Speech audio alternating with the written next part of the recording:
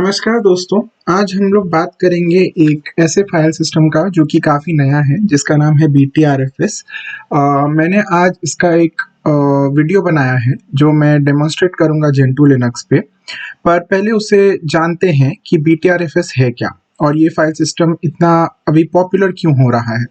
तो BTRFS एक file system है जो आपका बेसिकली पॉपुलर इसलिए है क्योंकि ये स्नैपशॉट लेने के लिए बहुत नामी है कंपैरिजन टू आपका जो ext4 ext2 ये फाइल सिस्टम्स होते हैं उनके कंपैरिजन में। तो इसका एक सबसे साधारण सा उदाहरण हम आज दे रहे हैं। उसमें आप जैसे देख सकते हैं यहाँ मेरे पास एक फाइल ए है। तो BTRFS क्या करता है, हर फाइल का वो एक मेटा डेटा स्टोर करता है। तो अगर आप फाइल ए को एडिट करते हैं तो BTRFS उस फाइल ए को ओवरराइट नहीं करेगा। वो क्या करेगा, वो एक कॉपी बना लेता है चेंज्ड फाइल का और अपने मेटा डेटा को बोलता है कि तुम उस ये चेंज फाइल को पॉइंट करो। तो जब भी आप उस फाइल को एक्सेस करना चाहते हैं तो वो उस मेटा डेटा के थ्रू जाके वो आपके नए कॉपी पे ही पॉइंट करेगा।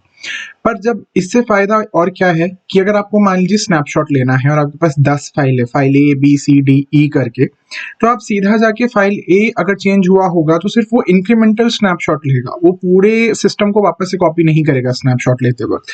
तो ये सबसे बड़ा फायदा है, इसीलिए इसको कहते हैं कॉपी ओवर राइट। ये राइट नहीं करता, ये एक नया कॉपी बनाता है फाइल सिस्टम का।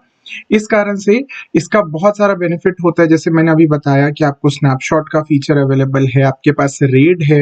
रेड जो आप जानते हैं फाइल सिस्टम्स को स्टोर करने के लिए यूज होता है। तो और ये बहुत लाइटर है स्नैपशॉट के मामले में अगर देखा जाए तो आज हम इसी पे चर्चा करेंगे। इस पे हम देखेंगे कि कैसे हम लोग स्नैपशॉट बनाएंगे। तो अब आगे बढ़ते हैं। इसके कुछ और अनेक फीचर्स आप गूगल कर सकते हैं, आप देख सकते हैं। तो मैंने आज इसको जेंटू पे इंस्टॉल किया है और मैंने अपना पार्टीशंस बनाए थे जेंटू पे। तो आइए हम चलते हैं, बात करते हैं बैकअप क्रिएशन कमांड्स और रेस्टोरेशन कमांड्स के। तो हमारे पास बेसिकली बैकअप क्रिएशन के लिए बहुत सिंपल सा कमांड है, BTRFS सब वॉल्यूम स्नैपशॉट -r। फिर हम पाथ देते हैं, मतलब उस जगह को स्पेसिफाई करते हैं जहाँ पे जिस फोल्डर का ये स्नैपशॉट लेना चाहते हैं, और फिर उस जगह को स्पेसिफाई करते हैं जिस पे हम स्नैपशॉट को स्टोर करना चाहते हैं। और अगर एक बार आपका स्नैपशॉट बन जाता है तो आप फिर BTRFS सब वॉल्यूम लिस्ट से आप उसको देख सकते हैं। BTRFS सब वॉल्यूम लिस्ट में आगे कुछ और पैरामीटर्स लगते हैं, वो हम आगे वीडियो में देखेंगे कि हम उसको कैसे यूज कर सकते हैं। और इसको रिस्टोर करने का भी कमांड बहुत सिंपल है, जिसका नाम है BTRFS सब वॉल्यूम स्नैपशॉट। और फिर आप उस स्नैपशॉट का लोकेशन देते हैं और उसके बाद फिर आप उस स्नैपशॉट का जहां पे आपको रिस्टोर करना है उस पॉइंट को आप यहाँ पे स्पेसिफाई करेंगे पाथ ऑफ सब वॉल्यूम में। तो ये दो कमांड बहुत सिमिलर है, कोई ज्यादा डिफरेंस नहीं है दोनों कमांड्स में। एक और कमांड इसके अलावा होता है BTRFS सब वॉल्यूम रिस्टोर, BTRFS रिस्टोर, जिसको आप यूज कर सकते हैं सिमिलर मैनर में। बट उसमें एक ही स्पेसिफिकेशन है कि वहां पे आपके दोनों जो लोकेशन आप देंगे, पाथ ऑफ सोर्स और पाथ ऑफ, यहाँ जैसे पाथ ऑफ स्नैपशॉट है और पाथ ऑफ सब वॉल्यूम है, उन दोनों को माउंटेड होना चाहिए आपके सिस्टम पे। अगर वो माउंटेड नहीं है तो वो आपको एरर देगा और आपको वो अलाउ नहीं करेगा रिस्टोर करने के लिए। और बाकी जैसे आप -r देख रहे हैं पहले कमांड में, तो वो बहुत सिंपल है। वो बेसिकली आपका रीड ओनली स्नैपशॉट है। उसका हम लोग चर्चा आगे और करेंगे कि रीड ओनली स्नैपशॉट क्यों जरूरी होता है। स्पेशली इसलिए जरूरी होता है हमारे साथ, लाइक अगर मान लीजिए आपके पास कोई फाइल है जो बहुत सेंसिटिव है और आप नहीं चाहते कि स्नैपशॉट को कोई ओवरराइट करे, तो वो सिर्फ आपको डिस्प्ले करने के लिए बहुत अच्छा रहता है। वो आप देख सकते हैं कि फाइल डिस्प्ले होगा बस। तो चलिए मैंने अभी अपना VMware शुरू कर लिया है और जैसा कि आप देख सकते हैं मैंने जेंटू इंस्टॉल कर रखा है। तो अब हम जेंटू को रिबूट कर चुके थे और अब हम लोग उसमें लॉग इन करते हैं। तो अब जैसे कि आप देख सकते हैं यहाँ पे लाइक जेंटू मुझसे एक पास फ्रेज मांग रहा है जो मेरा पासवर्ड है, क्योंकि मैंने dev SDA3 जो मेरा पार्टीशन है उसको इनक्रिप्ट कर रखा है। तो इसको डालने से वो डिक्रिप्ट होगा और वो ओपन हो जाएगा मेरे लिए।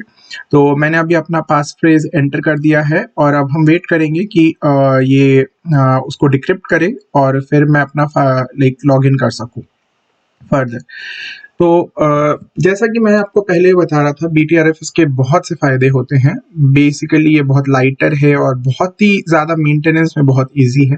तो मैं सजेस्ट करूँगा आप सबको कि आप लोग भी ट्राई करें इस वीडियो को देखने के बाद BTRFS को यूज़ करना और उसको कैसे हम लोग अपने नए सिस्टम में इम्प्लीमेंट कर सकते हैं। हाँ, हो सकता है ये थोड़ा अनस्टेबल होगा क्योंकि अभी ये नया है और इसका अभी भी डेवलपमेंट चल रहा है। लेकिन कोशिश रहेगा कि आप लोग उस पे लाइक जितना रिसर्च करेंगे और कम्युनिटी बहुत ही अच्छी है तो आपको हेल्प भी बहुत जल्दी ही मिलेगा कि ये BTRFS के इश्यूज के लिए। और जैसा कि हम अभी देख सकते हैं कि मेरा Gen 2 अभी लॉगिन हो रहा है, तो इसमें थोड़ा समय लग सकता है। अगर आपके पास Gen 2 हो तो आपको पता होगा कि इसमें थोड़ा समय लगता है क्योंकि वो लॉगिन प्रॉम्प्ट करने में। तो हम थोड़ा वेट करेंगे, जैसे ही ये लॉगिन ओपन होता है हम लोग लॉगिन करेंगे और फिर आगे बढ़ते हैं।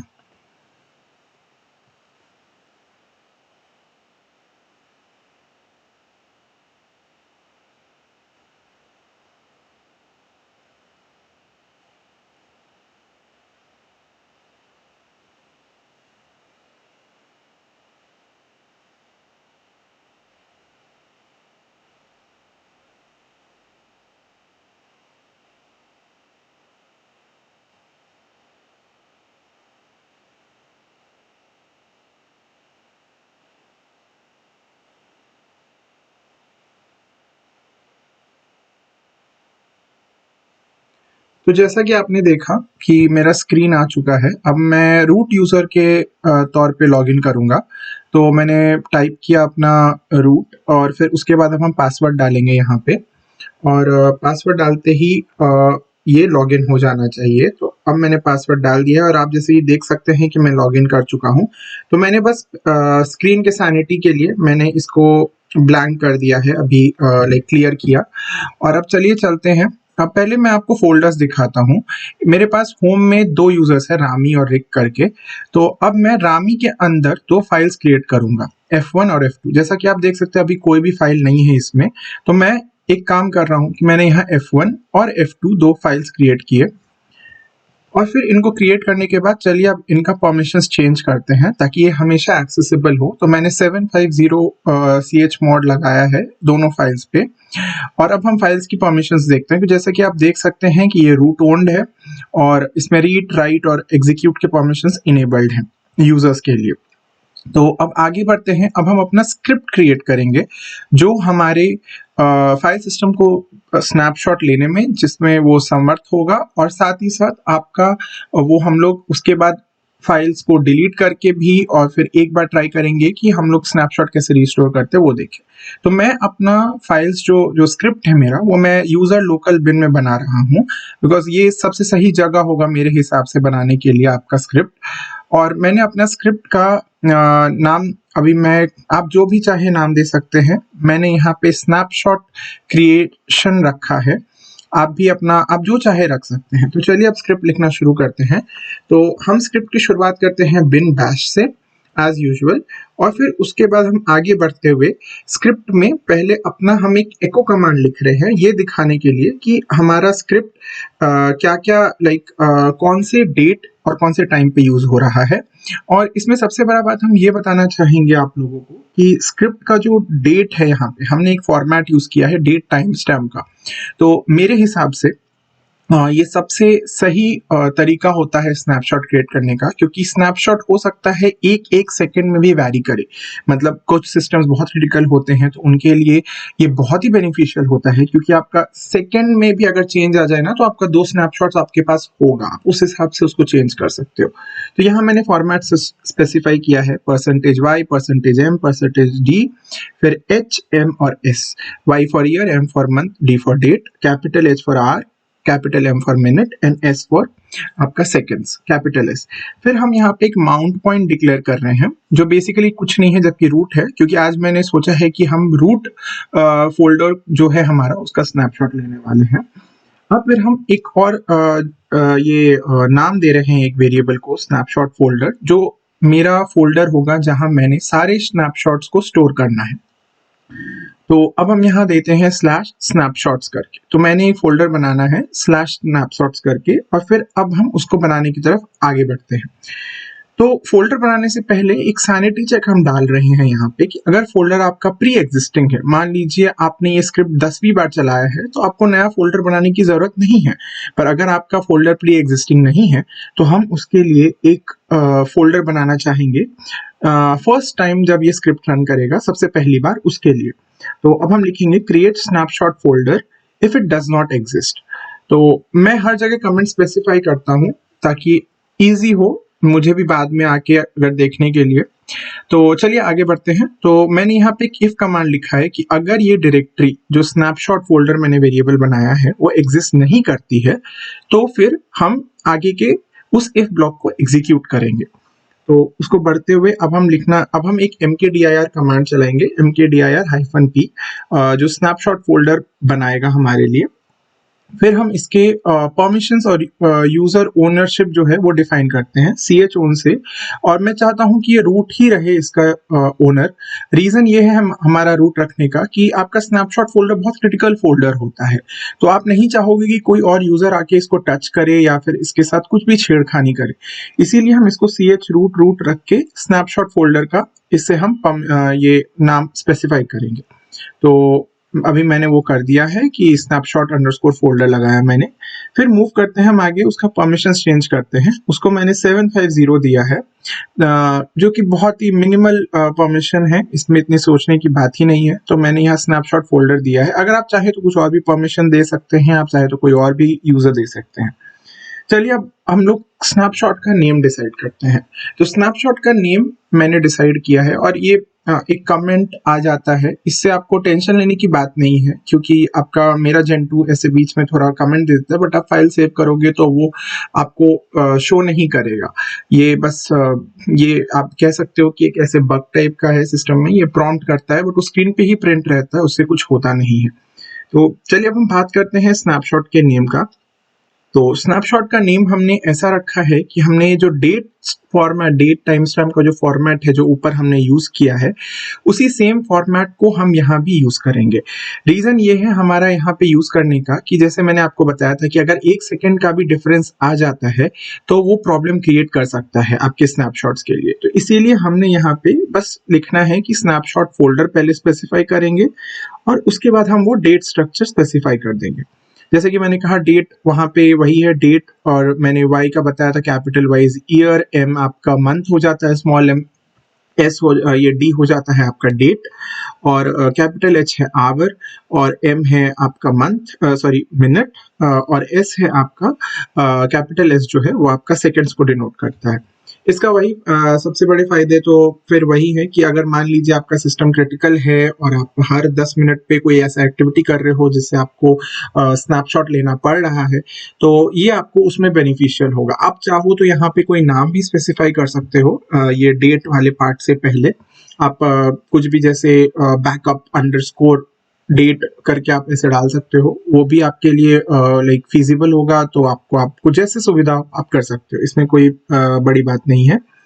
फिर चलिए बढ़ते हैं आगे इस तरफ कि हम लोग अभी चेक करेंगे कि मान लीजिए कि ये स्नैपशॉट पहले से एग्जिस्टिंग था या नहीं, क्योंकि चांसेस है कि कभी कभी स्नैपशॉट नेम्स कोलाइड कर जाए। तो इसीलिए अब हम पहले चेक करेंगे। तो यहाँ हम एक इफ कंडीशन लिखेंगे चेक करने के लिए कि क्या स्नैपशॉट पहले से एग्जिस्टिंग है, और अगर है तो क्या करेंगे, और अगर नहीं है तो फिर क्या करेंगे। तो पहले हम चेक करते हैं कि स्नैपशॉट एग्जिस्ट करता है क्या, और उस कंडीशन के लिए हमने यहाँ लिखना है कि इफ करके अभी हम टाइप करते हैं थोड़ी देर में कि वो इफ कंडीशन हम एक लिखेंगे, वही सेम तरीका जैसे हमने ऊपर यूज किया था कि वो exclamation mark space -d space आपका स्नैपशॉट का नाम। यहाँ पे हम लोग फोल्डर नहीं यूज कर रहे क्योंकि स्नैपशॉट का नाम हमें चेक करना है, तो हम स्नैपशॉट का नाम चेक करेंगे। तो अब हम आगे बढ़ते हैं, वहां हमने स्नैपशॉट नेम लिखा और फिर हम आगे पहले एक एको कमांड लिख रहे हैं, ये बताने के लिए जैसे हम यूजर हैं या फिर हम रन कर रहे हैं स्क्रिप्ट, ये बताने के लिए कि हम लोग किस चीज के लिए स्नैपशॉट बना रहे हैं। तो ये इफ के अंदर तभी जाएगा अगर आपका स्नैपशॉट एग्जिस्ट नहीं करता है, क्योंकि हमने एक्सक्लेमेशन -d दिया है, मतलब इट डज नॉट, उसका कहने का ही मतलब है कि वो एग्जिस्ट नहीं करता है, वो हमारे फाइल सिस्टम में नहीं है।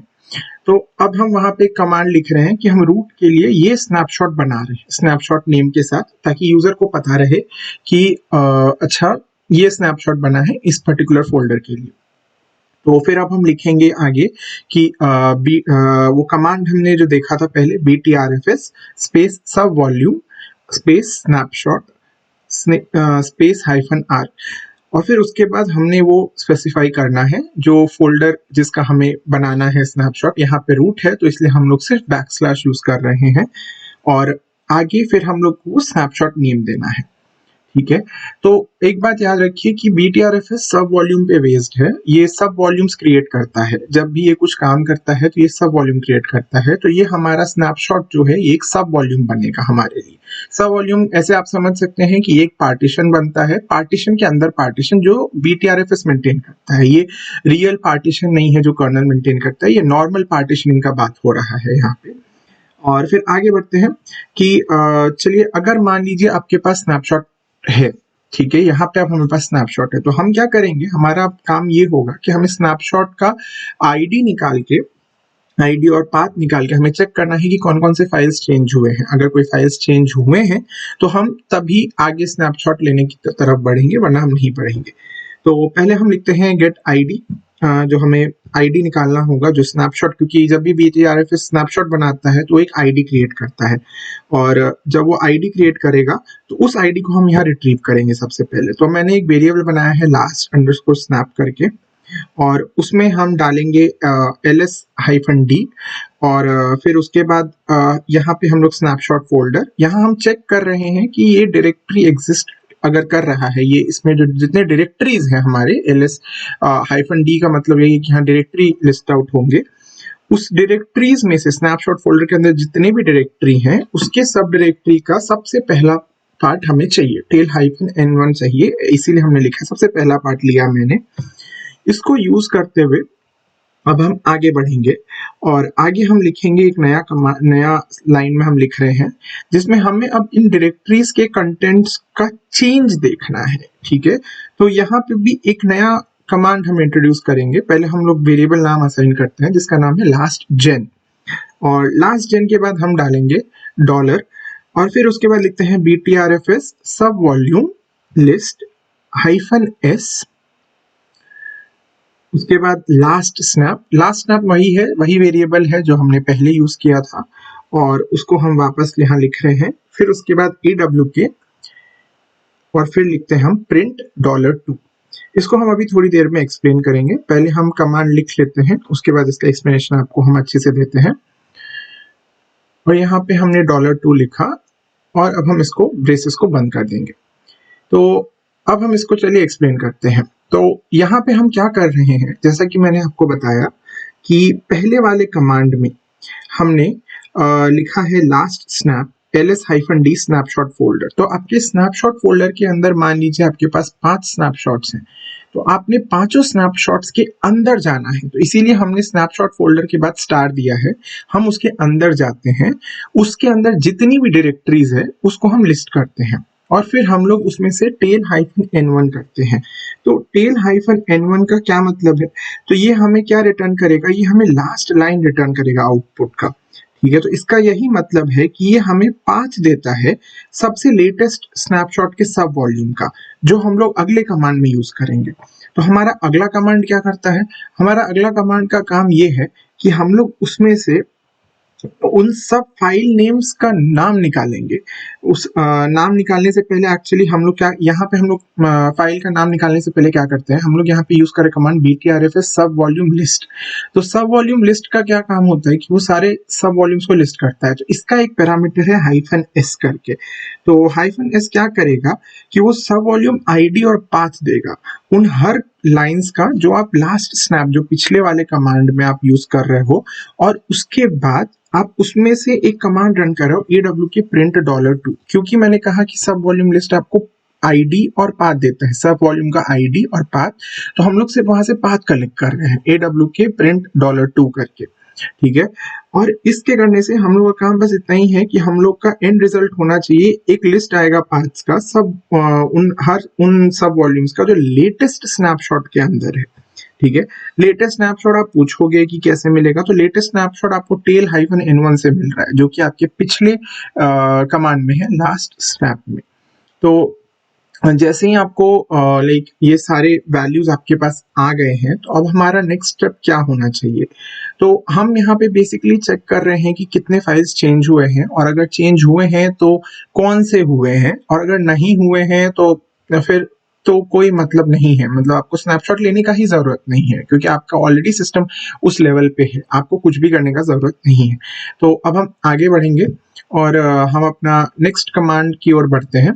तो हमारा नेक्स्ट कमांड होगा कि हम फाइंड न्यू फाइल्स और फिर नया स्नैपशॉट बनाने का कोशिश करेंगे, कि अगर हमारे पास मान लीजिए कुछ फाइल्स चेंज हो गए हैं, तो हमें नया स्नैपशॉट बनाना चाहिए अब।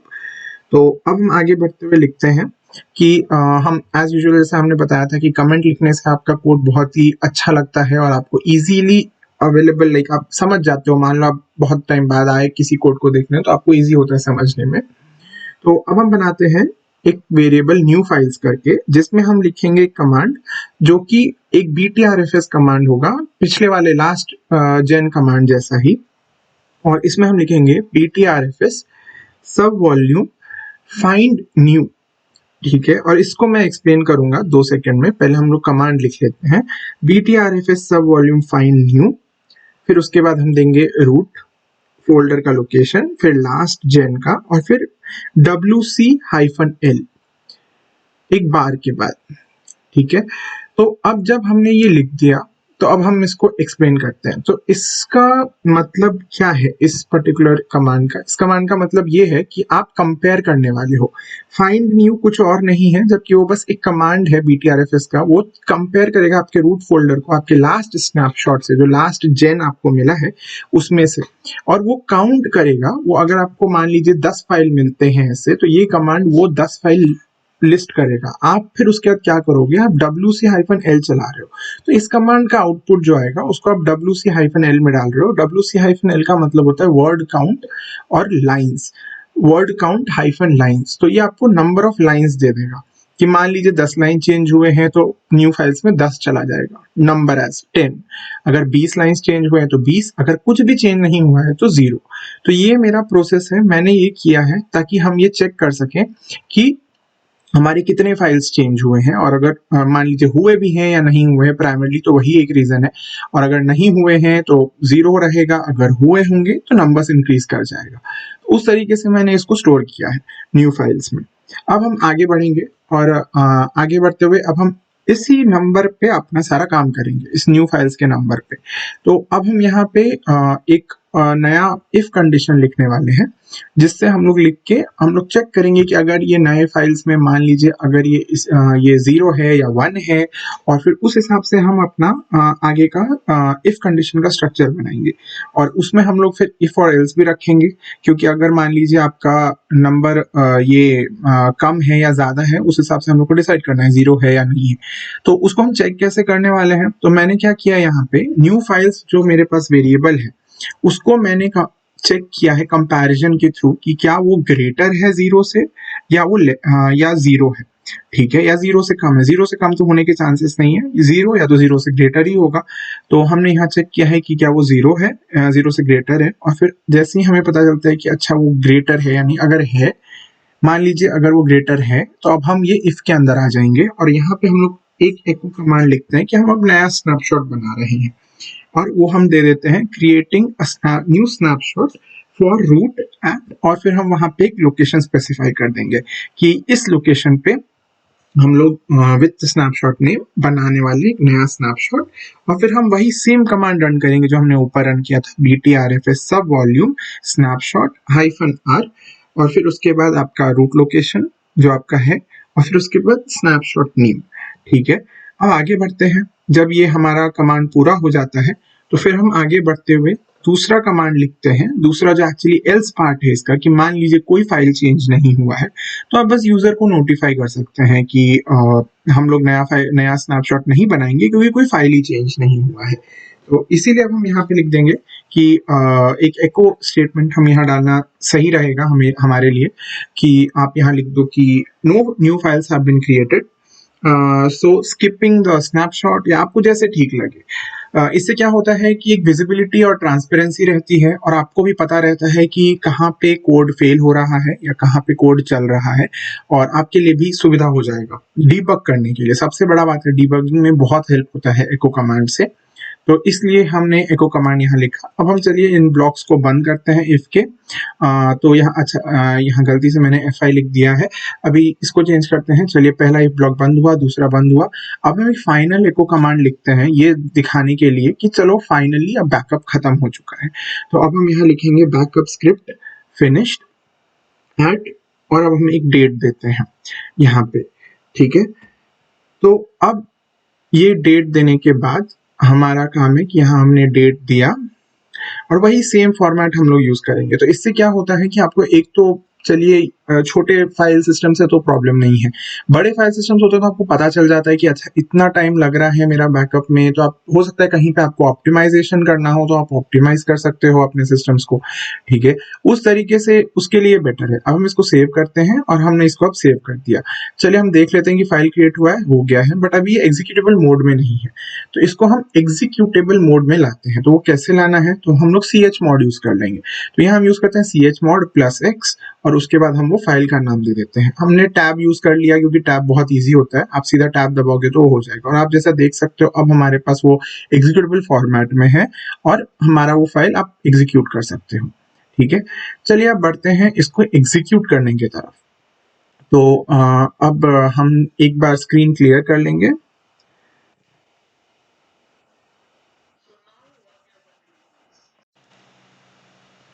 तो अब हम आगे बढ़ते हैं और अब हमारे पास जो स्क्रीन पे आप देख सकते हैं जैसे कि हमने यहाँ पे स्नैपशॉट बना लिया था और हमारे पास ये है, हमने उसको परमिशंस भी दे दिए। अब इसको एग्जीक्यूट करते हैं। तो हमने सीधा लिखा ./snapshot-creation.sh और इसको मैंने कर दिया एंटर। और इसको एंटर करते ही आप देख सकते हो हमारा स्क्रिप्ट चल चुका है। और हमारे स्क्रिप्ट में एक्चुअली हमारा फाइल सिस्टम बहुत ही छोटा था, तो इसमें ज़्यादा फाइल्स नहीं थी, तो सब 1 सेकंड में ही हो गया। 1 मिली सेकंड मैं कहूँगा, क्योंकि 1 सेकंड का भी डिफरेंस आप देख नहीं सकते यहाँ पे।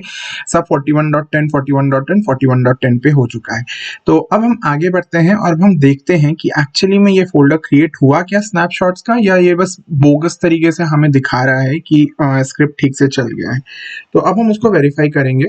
तो वेरिफिकेशन की ओर बढ़ते हुए अब हम लिखते हैं cd/snapshots। जैसे कि आप देख सकते हो स्नैपशॉट तुरंत आ गए एक्चुअली टैप करने पे, और हमने देखा कि यहाँ पे अच्छा एक फोल्डर भी क्रिएट हो गया है, एक डायरेक्टरी हमें दिख रही है। अब हम उस डायरेक्टरी के अंदर जाने की कोशिश करेंगे। तो अब जैसे कि हमने टाइप किया और हमने वहां जाके lsltr किया, हम देखते हैं कि अच्छा यहाँ पे तो बहुत सारे फाइल्स क्रिएट हो चुके हैं। जो हमारा फाइल सिस्टम का स्ट्रक्चर था वो आपको सेम यहाँ पे दिख रहा है। तो अब हम क्या करने का कोशिश करेंगे कि जब अगर हमारे पास फाइल दिख रहे हैं तो चलिए हम होम में जाते हैं और अपने उस बंदे के फोल्डर में जाते हैं जो यूजर हमने बनाया था रामी करके, और उसमें हम जाके देखते हैं कि उसके फाइल्स हैं क्या। तो हमने lsltr किया यहाँ जाके और हमने देखा अच्छा हाँ यहाँ पे तो f1 f2 दोनों फाइल्स दिख रहे हैं। तो चलिए अब एक काम करते हैं, हम लोग कोशिश करेंगे कि हम f1 को ये नैनो करने की कोशिश करते हैं। तो मैंने क्लियर किया स्क्रीन थोड़ा ताकि क्लियर दिखे सबको, और हम यहाँ लिखेंगे अब नैनो f1। एक बार lsltr कर लेते हैं, फिर से देख लेते हैं कि अच्छा f1 f2 है, हाँ है। तो अब हम लिखते हैं नैनो।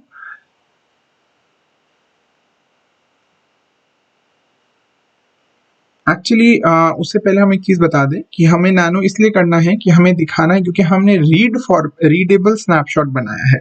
तो देखा जाए तो उसको एग्जीक्यूट करके हम नैनो देखेंगे कि हम राइट कर सकते हैं क्या कुछ नैनो पे। पर आप जैसा देख सकते हो स्क्रीन पे आपको एक नीचे रेड दिख रहा है, फाइल f1 इज अनराइटेबल। तो इसका क्या मतलब है, वो आपको बोलना चाह रहा है कि आप कुछ भी कर लो, इस पे हम लिखने तो आपको देंगे नहीं। तो मैंने वहां से किया एग्जिट। तो मतलब हमारा स्नैपशॉट है रीडेबल। तो आपके फाइल्स तो यहाँ पे हैं बट आप उसको कुछ कर नहीं सकते, आप उसको एडिट नहीं कर सकते, आप बस देख सकते हो। रीडेबल फॉर्मेट जो कि बेसिक मतलब है उस शब्द का। तो अब हम उससे आगे बढ़ते हैं और आगे बढ़ते हुए हम क्या करते हैं, हम अब ट्राई करेंगे कि हम स्नैपशॉट को पहले हम लोग इसमें से कंटेंट्स इसके बाहर निकालें, और उसको निकालने के लिए हम अलग अलग तरीके का प्रयास करने का कोशिश करेंगे। पर पहले हम चलते हैं रूट फोल्डर में और यहाँ जाके हम एक फोल्डर बनाएंगे जहाँ पे हमें अपने कंटेंट्स निकालने हैं हमारे इस पर्टिकुलर जो स्नैपशॉट है उसके। क्योंकि अभी हमारे पास स्नैपशॉट है बट हमारे पास एक फोल्डर नहीं है। तो हम यहाँ पे एक कमांड रन करने का पहले कोशिश करेंगे। पहले हम ये दिखाने का कोशिश करेंगे आप लोगों को कि BTRFS को आप कैसे आप और तरीके से यूज कर सकते हो रिस्टोर करने के लिए, और ये देखने के लिए कि आपका स्नैपशॉट सही से बना था क्या, और अगर बना है तो कहाँ है। तो जैसे मैंने आपको पहले बताया था कि BTRFS का एक फीचर है कि जब ये कुछ भी करता है ये सब वॉल्यूम्स बनाता है। तो आपका जब स्नैपशॉट बना था तो वो एक सब वॉल्यूम बना था। तो अब हम चलिए देखते हैं कि BTRFS, अब हम टाइप करेंगे BTRFS। यहाँ पे एक तरीका है कि आप BTRFS हेल्प करके भी देख सकते हो। तो हमने देखा कि वहाँ पे कमांड है BTRFS सब वॉल्यूम करके, हमने उसको यूज किया और उसके बाद हमने लिखा BTRFS सब वॉल्यूम लिस्ट। और उसके बाद क्योंकि हमें कमांड पता नहीं था उसके आगे, तो हमने लिखा -हेल्प। इस कमांड से आप कहीं भी दोस्तों कुछ भी देख सकते हो। आप कुछ भी कंटेंट आपका लिनक्स में अगर आपको मिसिंग लग रहा है, आपको डाउट है या एरर आ रहा है, आप ये कमांड रन करो, उसे चल जाएगा। तो चलिए पहले हम एक कमांड रन करते हैं -s, ठीक है। बट देखिए यहाँ पे अभी मेरे को एरर आ रहा है, वो बोल रहा है कि नहीं अभी लाइन इनकम्प्लीट है। तो फिर हम क्या करेंगे, यहाँ पे फिर से हम लिखेंगे -हेल्प। ये लिखते ही मेरे को पैरामीटर्स आ गए कि उसके बाद क्या क्या पैरामीटर्स होने चाहिए। तो जैसा कि मुझे पहले से पता था कि आप एक काम कर सकते हो, आप उस सेम कमांड को रन करो, बट यहाँ पे उसको एक्चुअली एक डायरेक्टरी चाहिए जिसमें वो सब वॉल्यूम्स उस डायरेक्टरी के लिस्ट करेगा BTRFS के जो हैं। तो मैंने यहाँ चलाया, तो इससे आपको बहुत सारे ऐसे डेटा आ रहे हैं, आपको अभी पता नहीं ये क्या है। तो यहाँ पे अगर आप इसको देखोगे तो आपको बहुत कुछ मिलेगा, स्नैपशॉट्स का डेटा, आपका पाथ, और फिर उसके बाद आपका ID, जेन और CGen, ऐसे बहुत सारे इंफॉर्मेशन आ रहे हैं। तो आप इन पे और जानकारी ले सकते हो।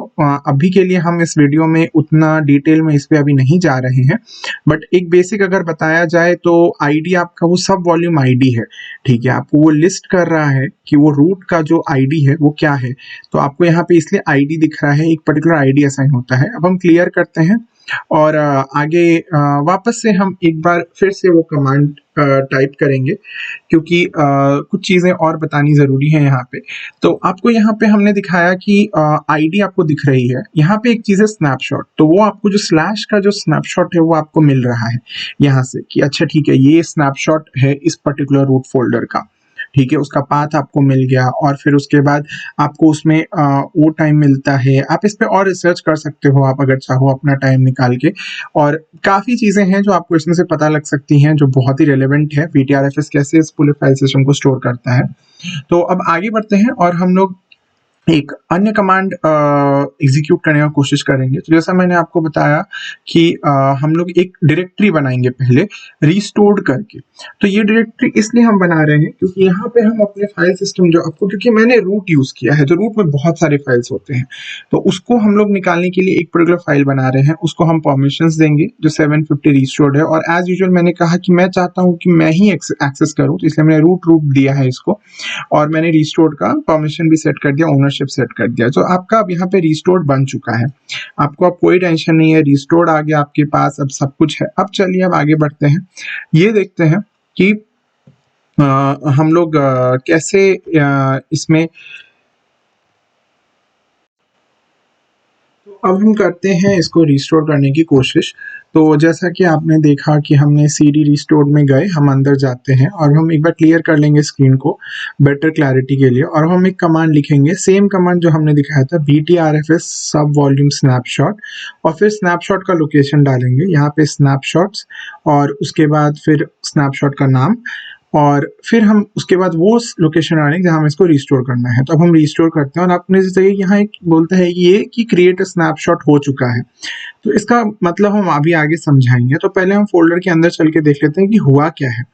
तो फिर हम फोल्डर का नाम लिखते हैं, अंदर जाते हैं, और फिर हमने नोटिस किया कि यहाँ पे ऑलरेडी सब रिस्टोर हो चुका है। तो इसका क्या मतलब है कि स्नैपशॉट क्रिएट करने का यहाँ ये मतलब है कि एक नया जो आपके उस डायरेक्टरी का जो भी इसका स्नैपशॉट था उसको सारे परमिशंस के साथ ये एक नया फोल्डर में, वही रिस्टोर फोल्डर में डाल देता है। और अब आप इसको राइट भी कर सकते हो। तो अब हम चलते हैं, देखते हैं वापस से अपने होम और रामी के फोल्डर में कि क्या होता है। तो हम रामी में जाते हैं और हम अब नैनो करने की कोशिश करेंगे। उससे पहले चलिए एक बार क्लीन कर लेते हैं स्क्रीन को और आप फाइल्स देख लीजिए। हमारे पास LSLTR हमने किया और हमारे पास दोनों फाइल F1 और F2। अब हम आगे बढ़ते हुए नैनो करेंगे F1 को। तो जैसे आपने देखा कि अरे यहाँ पे तो अब हमारे पास वो नहीं आ रहा है कि फाइल अनराइटेबल है, तो हमने बस लिखा हेलो देयर और उसको हम अब करेंगे सेव, और हमने सेव किया और अब हम करेंगे lsltr वापस, और फिर हम वापस से कैट करने की कोशिश करेंगे F1 को, एंड हम यहाँ पे देख सकते हैं। तो जैसा कि आपने देखा कि आप रीड राइट सब कुछ कर सकते हो इसमें, आप परमिशन चाहे तो चेंज भी कर सकते हो। तो इसका बेसिक मतलब यही है कि आप यहाँ पे जो भी जो स्नैपशॉट का कमांड हमने बताया था btrfs सब वॉल्यूम स्नैपशॉट, उसको यूज करके वो आपका करता क्या है कि वो जो आपका ऑलरेडी एग्जिस्टिंग स्नैपशॉट है उसको वो एक्सट्रैक्ट करेगा और उसको एक सब वॉल्यूम में वो डालेगा। एक नया जो सब वॉल्यूम आपके पास है जो हमने यहाँ रिस्टोर दिया है उसमें वो उसको डाल देगा निकाल के। तो इसीलिए हम वहाँ पे ये यूज करते हैं BTRFS सब वॉल्यूम स्नैपशॉट, स्नैपशॉट का नाम और रिस्टोर। दूसरा कमांड है रिस्टोर करके, BTRFS का रिस्टोर, वो भी बहुत ही अच्छा कमांड है, बट उसके लिए एक ही है बात, वहाँ पे आपको गौर देना है उस बात पे, जो ध्यान से देखना पड़ेगा कि आपका जो सोर्स, जो आपका स्नैपशॉट का सोर्स है और आपका जो स्नैपशॉट का डेस्टिनेशन है जहाँ पे आप उसको एक्सट्रैक्ट करने वाले हो, वो दोनों आपका माउंटेड होना चाहिए। अगर वो माउंटेड नहीं है, क्योंकि मैंने जैसे पहले भी बताया था कि BTRFS सब वॉल्यूम पे काम करता है, तो अगर आपका वो सब वॉल्यूम्स नहीं क्रिएटेड है या माउंटेड नहीं है किसी रीजन से, तो आपको वो परमिशन इश्यूज देगा और आपको वो ये नहीं करने देगा कि आप अपना स्नैपशॉट से फोल्डर से आप फाइल्स एक्सट्रैक्ट कर सकते हो। और ये बस एक फीचर था आपका BTRFS का। इसके अलावा आप बहुत कुछ कर सकते हो BTRFS के साथ। इसमें बहुत सारे, जैसे सब वॉल्यूम में बहुत सारे फीचर्स है, जिससे आप बहुत सारे कितने आपके स्नैपशॉट्स बने हुए हैं और कितने सब वॉल्यूम्स हैं, आप सब कुछ देख सकते हो। तो आज के लिए मैंने बस इतना ही दिखाया है वीडियो में, और फिर हम वापस अगर हो सका तो मैं आऊँगा एक नए वीडियो के साथ जो आपको और BTRFS के बारे में बताए या फिर Gen 2 लिनक्स के बारे में बताए, क्योंकि Gen 2 आप अपने हिसाब से मोल्ड कर सकते हो और ये काफ़ी ही अच्छा लिनक्स का ऑपरेटिंग सिस्टम है। आपको end to end in depth knowledge मिलता है इससे। आई होप आपको इस वीडियो से बहुत मदद मिली हो, और प्लीज़ ट्राई कीजिएगा इंस्टॉल करने में। अगर कोई इशू हो तो प्लीज़ कमेंट में ज़रूर बताइएगा। थैंक यू, धन्यवाद।